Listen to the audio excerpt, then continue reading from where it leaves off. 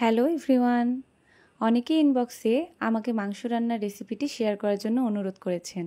So আজকে আমি আপনাদের সাথে মাংস রান্নার রেসিপিটি শেয়ার করছি।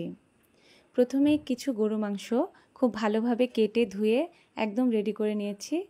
এখন দিয়ে নিচ্ছি পরিমাণ মতো লবণ, হলুদ আর মরিচের গুঁড়ো। এখন দিচ্ছি রসুন বাটা আর আদা বাটা। অল্প টক দই অ্যাড করে নিলাম। এখন দিচ্ছি পেঁয়াজ কুচি।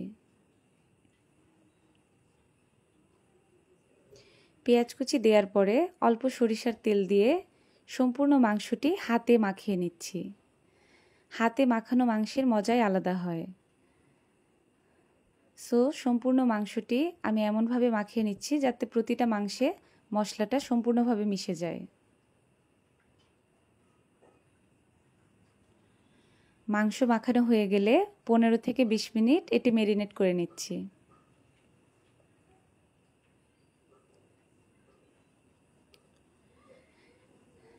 একটি প্রেসার কুকারে সম্পূর্ণ মাংসটি ঢেলে নিয়ে এতে কিছু কাঁচামরিচ আর শুকনো মরিচ অ্যাড করে নিচ্ছি।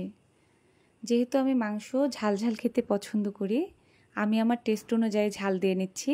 আপনারাও আপনাদের টেস্ট অনুযায়ী ঝাল দিয়ে নেবেন। এখন অল্প পরিমাণ সরিষার তেল দিয়ে নিচ্ছি।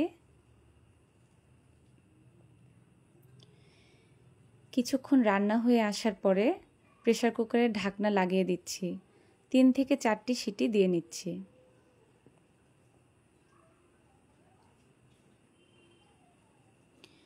মাংস সিদ্ধ হয়ে এলে আলাদা একটি কড়াইয়ে মাংসটি আরও কিছু সময় রান্না করব।